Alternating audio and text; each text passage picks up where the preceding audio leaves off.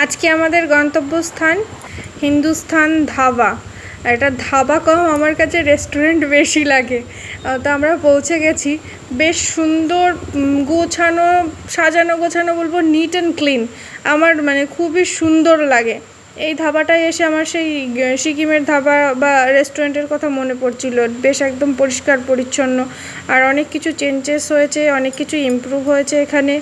তো আমরা এখানে পৌঁছে গেছি, মানে ভিতরটা দেখতে পাচ্ছ কি সুন্দর। আর এই বড় পাখাটা, উফ, দারুণ লাগে আমার ওই বড় পাখাটা। স্টেশনের প্ল্যাটফর্মে ওই বড় বড় পাখাগুলো দেখতে আমার খুব ভাল লাগে। শুধু মনে হয় এত আস্তে ঘুরছে, হাওয়া লাগবে তো। এইদিকে ওরা ডিসকাস করছে কি খাবে আজকে। আর আমার ডিসকাশনের কোনো বালাই নেই। আমি সোজা চলে গেছি মিষ্টির দিকে, কারণ মিষ্টি দেখলে আমি আর নোলা সামলাতে পারি না। মানে আমার পক্ষে কন্ট্রোল করা নিজেকে অসম্ভব হয়ে ওঠে। যে কোনো দিনও যদি আমি সামনে মিষ্টি রেখে মিষ্টি না খাই, তাহলে ভাববে যে আমি সেদিন মানে খুবই কন্ট্রোল করছি।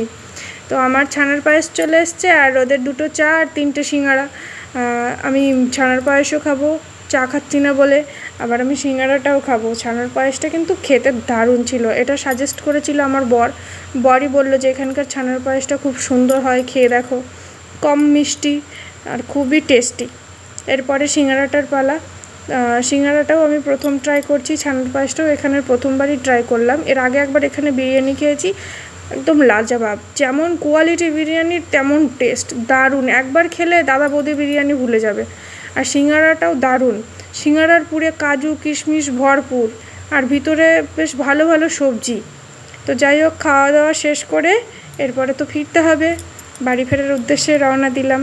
সবাই ভালো থেকো, সুস্থ থেকো, বৃষ্টি এনজয় করো।